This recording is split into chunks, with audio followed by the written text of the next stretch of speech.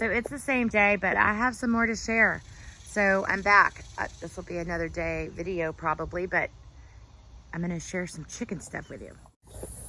Okay, so this chicken run, if you look back in the back of that, that's an automatic door back there. These guys are about 10 weeks old. We incubated them out from our flock. They're all doing really well. But I thought I would share this door with you because it comes from a local person.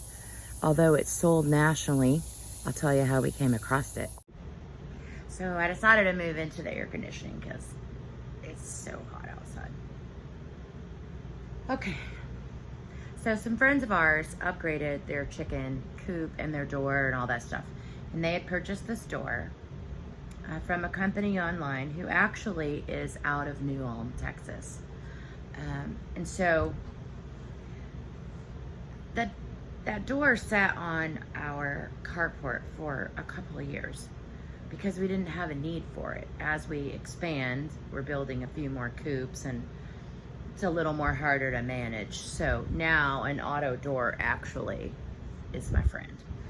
So I am a nervous chicken mama. I've seen some tragic things happen to chickens and to babies and all of that stuff, including the installation of this door. Now that was our mistake that we made.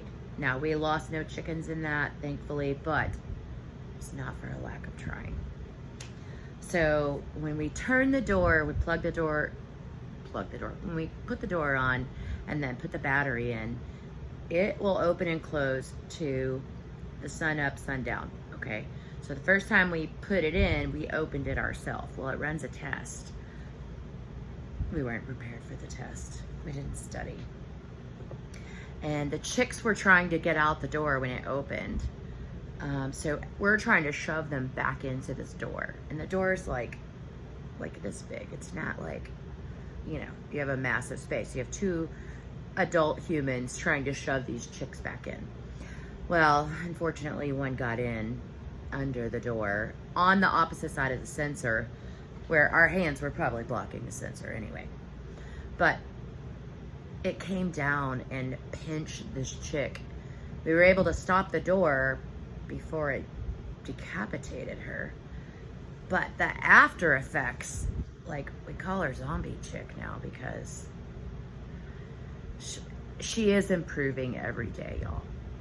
But day one, she had a little tick and looked like she had some neuro damage, and I'm not sure it didn't crush her little brain. For the first 24 hours, she did all the things that the other chickens did, just in very, very slow motion. So, our bad, our learning experience again. All right, so I'm not gonna talk a lot about Zombie Chick, other than I will update you from this point forward about her, because now you know. As of today, 4 days later, she's actually doing much better and is functioning like the other chickens again. So this door was a gift. And we had, I couldn't find a battery for it, okay? I didn't know where to look for a battery. I didn't know anything about, I'm not a battery person. It's not what I do. So I went to the website and I called and I got the owner. And he said, "Where are you?" And I told him. And he said, "Bring it over." So he's literally in my town. He was super surprised. He's like, "Oh, I don't usually sell to people locally. It's usually just more nationally that I get contacted." So he said, "Well, just bring it over, let me look at it." And I said, "Do you have a battery? Where can I find a battery?" He said, "I have one." He said, "I'll sell it to you for $5, which is my cost." And so he said, "But bring the door and I'll check it all out for you and we'll make sure that it works and it's in good condition." Well, it was not. It was, I'm sure, our fault because we left it sitting. But anyway, he did some work on it, kept it for a couple days. Very nice man, like great neighbor to have. Just friendly people. So the name of his website is adorstore.com. ADOR store.com. I will confirm that and put it in the description. But if you need an automatic chicken door, check this guy out. Especially if you're local or in the area. So I just wanted to share that with you. This is not going to be a long video. Watch where your chicks' heads are when your doors close. I've been diligently sitting out there every night waiting for this thing to close. Now, I miss it every morning because it literally has to open up by 6:30 because when I get outside, the chicks are already outside of the coop feeding. But what I've been doing at night is tucking them in myself. It defeats the whole purpose of an automatic door. Just so we're clear, I am aware of that. However, I do want to tell you this. For the safety of the chicks until they get used to the door closing, I'm gonna manage that. Just seeing what could happen with our mistake. So I have not been able to endure the time required to sit out there until it closes.